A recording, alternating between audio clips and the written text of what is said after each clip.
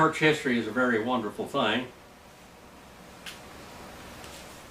and I study it sometimes all the time. Right now I'm studying church history also. We're not going to go on that tonight, but I'm reading Eusebius' history right now, and he's in a period of time around 300 AD. And you look over here where that was on church history, and all the things that were happening about that time. The church and the state were about to become one, and there was a lot of dissension at that period of time over here. And here's the church and the state united. We have Constantine, we have all of this, but we're coming up to that. But they had a lot of persecution before this also. And it seems like every time there's persecutions, the churches get stronger. In all reality, the liberal churches get more liberal, and the true churches get stronger. Simple as that. And he talked about all the controversy in the churches at that period of time, and how that one person was after another person, and then finally when they started killing them again, over and over again. And this is like a parenthetical statement before this class. They went after the converted soldiers in the Roman army first.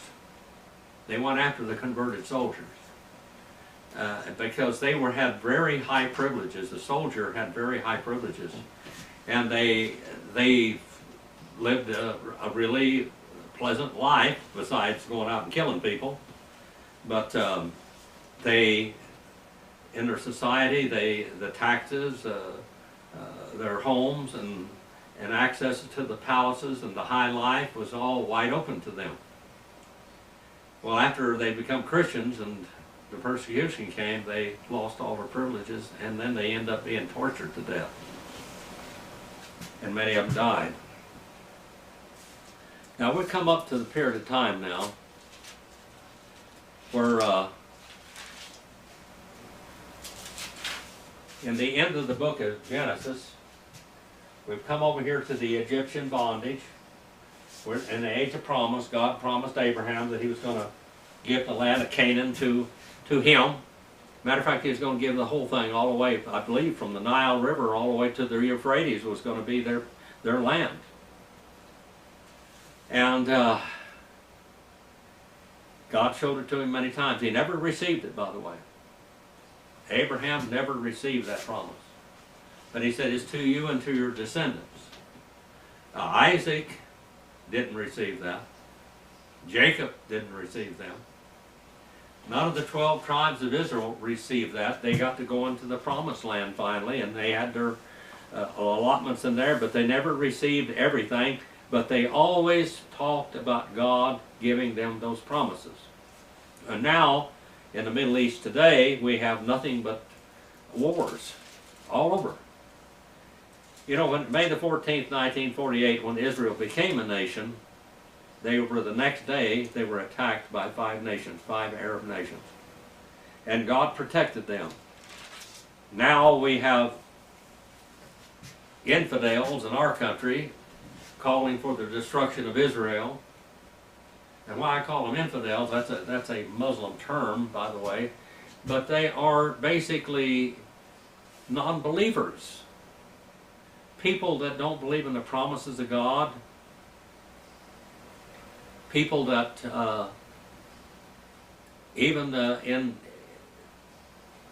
almost a majority of the political leaders in our country now are not standing up. We have riots all over the country, which we knew would start. I mean, I predicted this 20 years ago with the Islamic people, because they don't go into any country and absorb into that society. They want to be separate. They want to be under different laws. They will not accept the Constitution or anything else. And they're going to fight, and they're going to scream and squall and kill if they have to, which they like doing anyway. And they're going to get their way. Now, I want to go to the 49th chapter of the book of Genesis. because there's so many promises in this last, in here, and this is where the Israeli conflict, we talked about the Israeli-Arab conflict the other day, and about the land over there. It was a pretty high download, and I think it was one of the top downloads on sermon audio at that time. But here we go into a very important chapter in the Bible for Israel. Then Jacob summoned his sons and said, "Assemble yourselves, and I may tell you what shall befall you in the days to come." This is prophecy. This is Jacob, or not Jacob. Well, Jacob is actually Jacob or Israel. Israel is his covenant name, is telling them the prophecy of their nation. "Gather together and hear, O sons of Jacob, and listen to Israel your father." He uses both terms. Reuben means what? See a son. "You are my firstborn, my might, and the beginning of my strength, and preeminent in dignity, and preeminent in power, and uncontrolled as water. You shall not have preeminence, because you went up to your father's bed." He went up to his wife, his father's wife, and cohabited with her. "And you defiled my bed. He went up to my couch. And Simeon and Levi are brothers." Now here we have the first term of Hamas. Hamas calls itself Hamas today, and as people were rioting all across the nation, protesting you might say, but rioting, they said, "We're all Hamas. We're all violence. We're all violence." Well, that's how Islam has got its way all over in every nation, with violence and murder throughout all the whole nations wherever they go. And look at here what it says. "Simeon and Levi are brothers. Their swords are implements of Hamas." Hamas. Hamas means cruelty and violence. "Their swords are implements of Hamas. Let my soul not enter into their council. Let not my glory be united with their assembly, because in their anger they slew men, and in their self-will they lamed oxen. And they cursed be their anger, for it is fierce, and their wrath, for it is cruel, and I will dispense them in Jacob, and scatter them in Israel." You know, Levi didn't have any inheritance at all. And these were going to be the spiritual leaders of Israel. Now we have to go back and look at this for just a few minutes. Why were they violent? Why did they lame oxen? Well, they went into Shechem, and Shechem came down and tried to deal with them for their daughter Dinah. Simeon and Levi were her full brother. And Dinah means, it's a feminine for Dan, by the way, means judge. And so she had taken a walk up there into the city because she wanted to know what the city was like, and Shechem saw her and said, "Hey, I want you to be my wife." And he basically took her into his home. I can't see from the language that he raped her at all, but he did confine her in his home and didn't want her to go back. But then he went down to Jacob and he said, "Whatever you want for her, I will give it." And he had his father do this for him. And they said that, and Simeon and Levi and all the contests, they said, tell us 5 times what her dowry is. We will pay it, no matter what. We'll pay it. We want to be family with you. We want to be part of your family. And so Simeon and Levi said, "Well, we're not going to give our sister to any uncircumcised people." In other words, you've got to basically become sons of Abraham. You're going to be circumcised. And so Jacob said, "Well, this is all right with you. Is it all right if you become one of us spiritually with us and be circumcised like we are in the covenant relationship with God?" And they said, "Yes, we'll do it." And so they circumcised them. 3 days after they were circumcised, when they were very sore, Jacob and Levi went down there and killed every man in the village. They killed them all, murdered all these new converts. And Jacob had a fit. He said, "I will stink as far as respected among the nostrils of all the people in Canaan." And then there was a Canaanite war, and over 100,000 people died. but God protected Israel. Every one of the heads of the tribes was a super warrior, Superman. And you can read in the book of Jasher about that, the Canaanite wars. Well, that's what he's cursing them for. He said, you will cause much violence. We will have to fight a war. They will all attack us, and that's what happened. A lot of people died. Judah, your brothers shall praise you. Your hand shall be on the neck of your enemies, and your father's son shall bow down to you. Judah is a lion's whelp. From prey, my son, you have gone up. He couches, he lies down as a lion, and as a lion, who dares to rouse him? The lion, the tribe of Judah. Now this is where the king of Israel will come from. He's going to come from the tribe of Judah.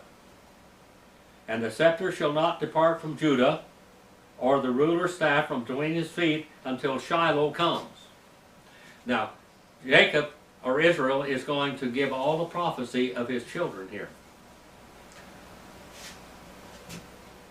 And to him shall be the obedience of the peoples. He ties his foal to the vine, and a donkey's colt to the choice vine, and he washes his garments in wine, and his robes in blood of grapes. And what he's talking about here is Revelation, the 19th chapter, where Jehovah, Jesus, comes back and takes the whole world over. And this is looking up over here in this period of time at the end of the tribulation period. His eyes are dull from wine, and his teeth are white from milk. And now we have Zebulun.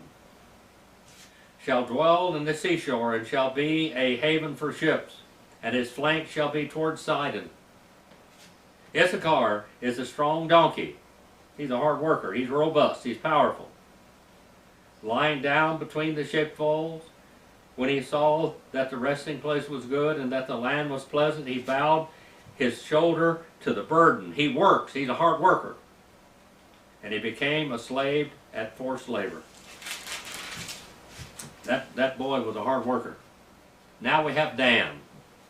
Dan shall judge his people as one of the tribes of Israel. Dan shall be a serpent in the way, a horned snake in the path, that bites the horse's heel, so that the rider falls backwards. For thy salvation I wait, O Lord. As for Gad, raiders shall raid him, but he shall raid at their heels. And as for Asher, his food shall be rich, and he shall yield royal dainties. That's where the word Eden comes from, that word, that dainties. Naphtali is a dole let loose. He gives beautiful words. Joseph is a fruitful bow. Joseph means uncomfortable. Joseph means forever. Forever successful. A fruitful bowl by a spring. Its branches run over the wall. The archers bitterly attacked him and shot at him and harassed him, but his bow remained firm and his arms were agile. From the hands of the mighty one, O Jacob, from there is a shepherd, the stone of Israel. Again, he's talking about the Messiah to come, that would come to the Lion of the tribe of Judah. And from the God of your father who helps you, and by the Almighty, El Shaddai, the all-nourished one who blesses you, with blessings of heaven above, blessings of the deep that lies beneath, and blessings of the breast and of the womb. The breast, that's the word shad there, that's the word El Shaddai comes from, the all-nourishing one. The blessings of your father have surpassed the blessings of my ancestor, up to the utmost bound of the everlasting hills. May they be on the head of Joseph, and on the crown of the head of the one distinguished among his brothers. Benjamin is a ravenous wolf. Remember who was the first king of Israel that Israel wanted was from Benjamin, the tribe of Benjamin. That's Saul. He was supposed to be, he was going to give them a king from the line of the tribe of Judah, and that would be David, but they wanted one before God was ready. Benjamin is a ravenous wolf in the morning, and he devours the prey. All these are the 12 tribes of Israel. And this is what their father said to them when he blessed them. He blessed them, every one, with a blessing appropriate to him. Then he charged them, and he said to them, I am about to be gathered up to my people. Bury me with my fathers in the cave that is in the field of Ephraim the Hittite, and that is the cave of Machpelah. In the cave that is in the field of Machpelah, which is before Mamre, which is in the land of Canaan. This is Hebron, is where it is, in Hebron today. That, when I went there and I saw this, it was one of the most holy places I walked on when I was in the land of Israel. This really affected me. I saw this is where Abraham and Isaac and Jacob and all of these are buried there. This is where they're buried. This is where Sarah is. All of these are buried there. In the cave, in the field of Machpelah, which is before Mamre, in the land of Canaan, which Abraham bought, was from the field of Ephraim the Hittite for a burial site. And there they buried Abraham and his wife Sarah, and there they buried Isaac and his wife Rebekah, and there I buried Leah. The field and the cave that is purchased from the sons of Heth. When Jacob finished charging his sons, he drew his feet up into his bed. And he breathed his last and was gathered to his people. Then Joseph fell on his father's face and wept over him and kissed him.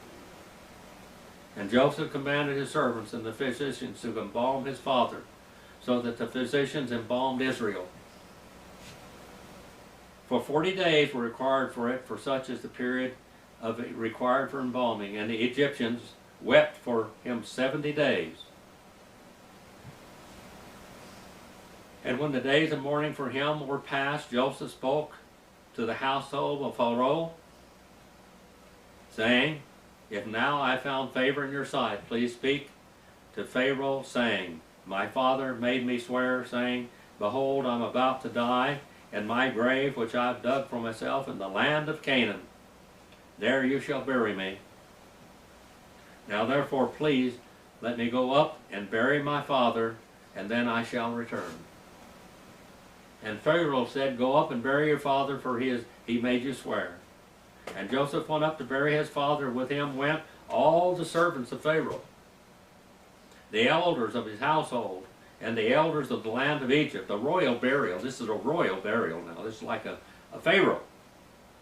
And all the household of Joseph, and his brothers and his father's household, they left only their little ones and their flocks and their herds in the land of Goshen. They went up with him, both in chariots and horsemen, and it was a very great company. And when they came to the threshing floor of Atad, which is beyond the Jordan, they lamented there with a great, very great and sorrowful lamentation, and he observed 7 days of mourning for his father. And when the inhabitants of the land of the Canaanites saw the mourning at the threshing floor of Atad, they said, This is a grievous mourning for the Egyptians. Therefore it is named Abel Mitzrayim. Abel, the mourning of Egypt is what it says there. Abel, mourning of Mitzrayim, the land of red mud and canal banks, which is beyond the Jordan. And his sons did for him as he had charged them, and buried him in the cave in the field of Machpelah before Mamre, which Abraham had bought along with the field for a burial site from Ephraim the Hittite. And after he had buried his father, Joseph returned to Egypt and his brothers. And all had gone up with him to bury his father. And Joseph's brothers saw that their father was dead, and they said, What if Joseph should bear a grudge against us and pay us back in full for the wrong that we had done to him? Guilty conscience. There's no companion like a clear conscience, but there's no bad companion like a guilty conscience. So they sent a message to Joseph, saying, Your father charged before he died, saying, Thus you shall say to Joseph, Please forgive, I beg you, the transgression of your brothers and their sin, for they did you wrong. And now please forgive the transgression of the servants of God, of your father. And Joseph wept when they spoke to him.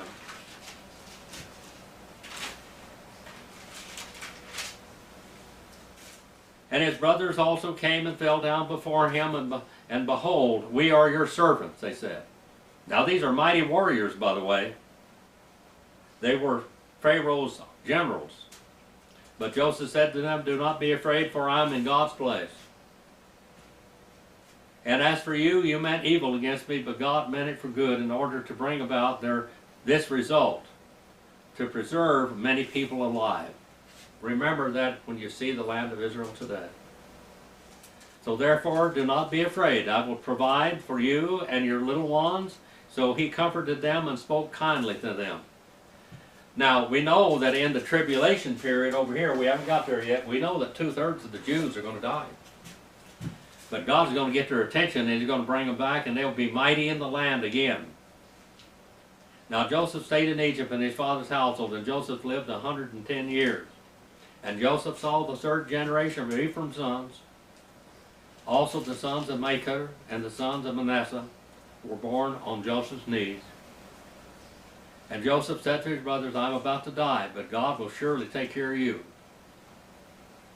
and bring you up from this land, to the land which is promised by an oath to Abraham and Isaac and Jacob.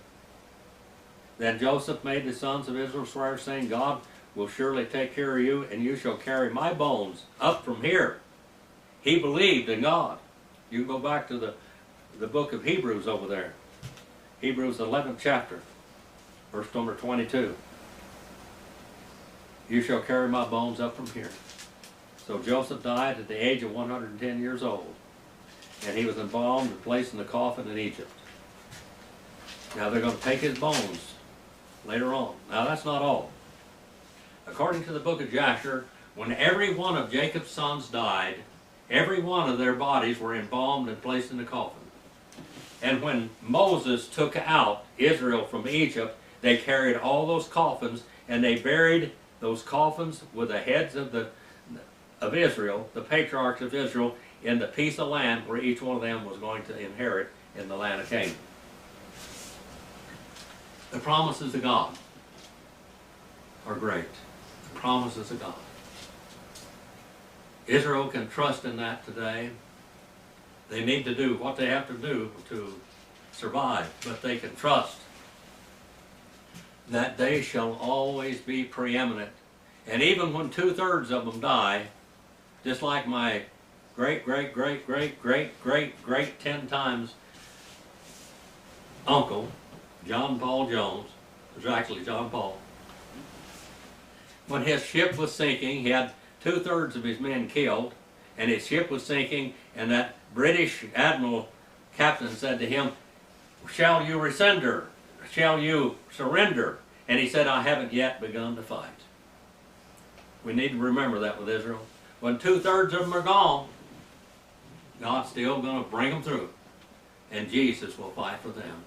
Our Father, we send this message out for your honor, for your glory. Please use it wherever it goes.